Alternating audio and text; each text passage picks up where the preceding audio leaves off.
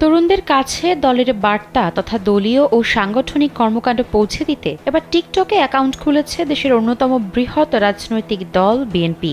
বুধবার রাত 12টার দিকে দলটির ভেরিফাইড ফেসবুক পেজে এই সংক্রান্ত একটি পোস্ট দেওয়া হয়। সেখানে বলা হয়, বাংলাদেশ জাতীয়তাবাদী দল বিএনপির টিকটক অ্যাকাউন্টে ফলো দিয়ে সঙ্গেই থাকুন।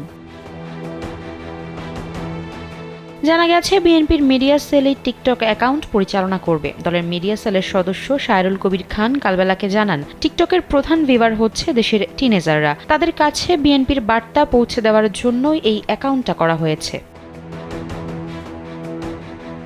বিএনপির তথ্য প্রযুক্তি দপ্তরের এক সদস্য জানান, শর্ট ভিডিও শেয়ারিং প্ল্যাটফর্ম টিকটকে বেশ কিছুদিন ধরেই দলের নানা কর্মকাণ্ডের ভিডিও পোস্ট দেওয়া হচ্ছে। ওয়ালটন ফ্রিজ কিনে অনেকের মতো আপনিও হয়ে যেতে পারেন মিলেনিয়াল। সেরা পণ্যের সেরা অফার।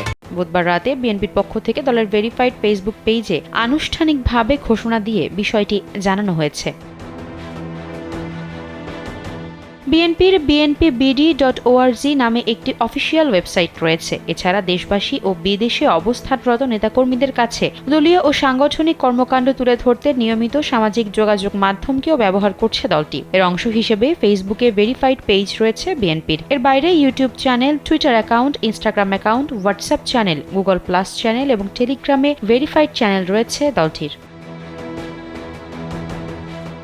দলীয় চেয়ারপারসন খালেদা জিয়ার মুক্তির দাবিতে আবারও রাজপথে ফিরেছে বিএনপি। এই ইস্যুতে এরই মধ্যে 3 দিনের কর্মসূচি পালন করেছে দলটি। শিগগির ঘোষণা করা হবে নতুন কর্মসূচি। তবে ঢাকা উত্তর ও দক্ষিণ সহ গুরুত্বপূর্ণ 4 মহানগরে 3 সপ্তাহ ধরে নেতৃত্বহীন বিএনপি।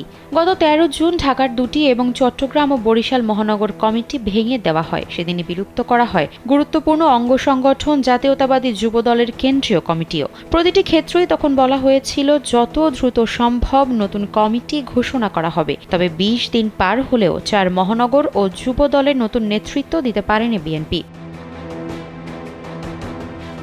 যদিও এসব কমিটি গঠন প্রক্রিয়া চূড়ান্ত পর্যায়ে রয়েছে বলে দাবি দলীয় সূত্রের, সেক্ষেত্রে শক্তিশালী আন্দোলনের জন্য কার্যকর ভূমিকা রাখতে পারবেন এমন নেতাদের মূল পদের জন্য বিবেচনা করা হচ্ছে বলে জানা গেছে। বিএনপির দপ্তর সূত্র জানায়, মহানগর বিএনপির কমিটি গঠন এখনও প্রক্রিয়াধীন।